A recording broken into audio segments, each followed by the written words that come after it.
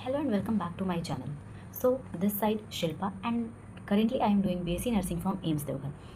So आज का video है कि एग्ज़ाम 10 दिन बाद एग्ज़ाम है. तो एम्स BSc नर्सिंग के एग्ज़ाम के लिए 10 दिन पहले 10 दिन हम किस तरह से रिवीज़न करें, किस तरह से हम कौन से टेस्ट दें और किस तरीके से हम पढ़ें ताकि हमारा सिलेक्शन जो वो हो जाए. तो अगर हम बात करें सारे सब्जेक्ट्स सारे सिलेबस की, तो अभी तक सारा कंप्लीट हो रखा होगा. मैंने अपने पहले वीडियोस में बताया था कि टेस्ट वगैरह देने होते हैं, तो वो सब कुछ भी हो रखा होगा. ठीक है, तो अभी क्या करना है. अब इस 10 दिन में बहुत सारे लोगों के क्वेश्चंस आ रहे थे, कमेंट्स आ रहे थे कि लास्ट के 10 डेज़ में क्या करना है. लास्ट के 10 डेज़ में हमें क्या करना है कि अगर हम बात करें सब्जेक्ट वाइज बात करें तो बायो की अगर हम बात करें तो बायो अभी भी हम एनसीईआरटी से ही करेंगे, एनसीईआरटी से ही पढ़ेंगे. सारे एग्जाम्पल, सारे डायग्राम्स, जैसे नीट के लिए हम करते हैं बायो, उतना उस लेवल की प्रिपरेशन होनी चाहिए बायो में, क्योंकि असर्शन रीज़न के क्वेश्चन और स्टेटमेंट वाइज क्वेश्चन आ जाते हैं, एक या दो आ जाते हैं.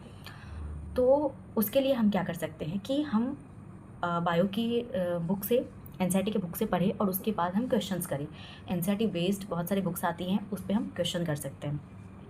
बाकी अगर हम बात करें फिज़िक्स की, केमिस्ट्री की, तो फिज़िक्स में नॉर्मली अब जो हम क्या कर सकते हैं कि हम सिर्फ फार्मूला रिवाइज़ कर सकते हैं. अगर आप लोग मेरे वीडियोस रेगुलर देखते हो तो मैंने अपने पहले के वीडियोस में बताया था कि हमें फार्मूला शीट बनानी है हर एक चैप्टर की और उसको ऐसे रेगुलर बेसिस पे हमें उसे देखनी थी, याद करनी थी. तो अभी वो बनी होगी आपके पास, तो इन 10 दिनों में हम उसी से रिवीजन करेंगे, क्योंकि सारे चैप्टर्स में जाके फिर उसके क्वेश्चंस लगा के अब हमारे पास उतना टाइम नहीं है. हमें एक सीट लेने के लिए जितनी ज़रूरत है हम उसी हिसाब से बिल्कुल अब स्मार्ट स्टडी करेंगे.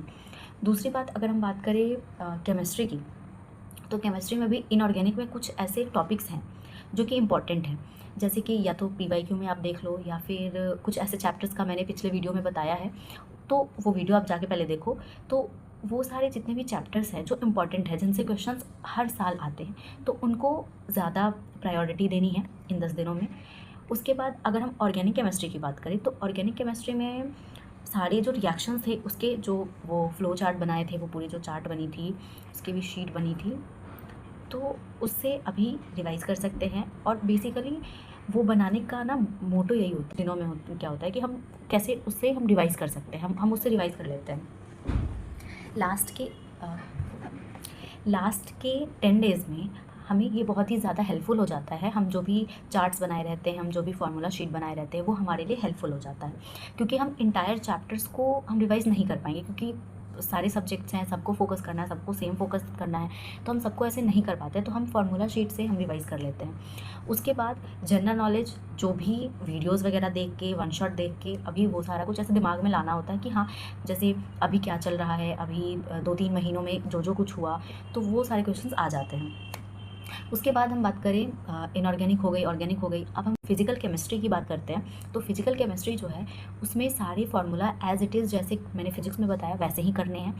उसके बाद ये सारे करने के बाद सारे जो PYQ हैं 22 के, 23 के, 24 के, 25 के, तो ये सब कुछ एक बार फिर से बना लेना है और एक टाइम लिमिट सेट करके.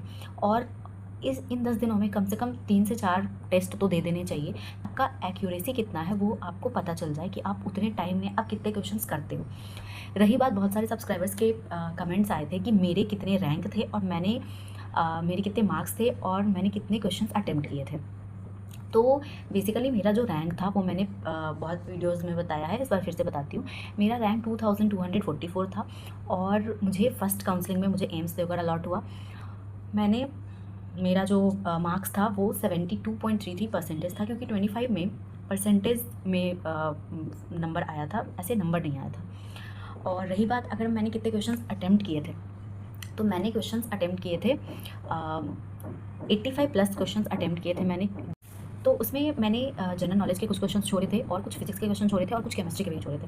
तो जो क्वेश्चन आपको ना आए तो उसको बिल्कुल ऐसे छोड़ देना है, क्योंकि निगेटिव मार्किंग के कारण आपका रैंक बिल्कुल डगमगा सकता है, आपका रैंक बहुत ही ज़्यादा पीछे हो सकता है. तो ये बातों को ध्यान में रख के हमें क्वेश्चन अटेम्प्ट करना है. इसीलिए टेस्ट देना बहुत ज़रूरी हो जाता है, ताकि आपको पता हो कि आप कितना निगेटिव कर रहे हो. आप क्वेश्चन अटेम्प्ट तो कर रहे हो, लेकिन क्या सारे क्वेश्चन सही हो जाते हैं या कुछ क्वेश्चन आपसे नहीं बन रहे हैं तो आप उसको निगेटिव कर दे रहे हो. तो इसलिए टेस्ट देना इंपॉर्टेंट है गाइज.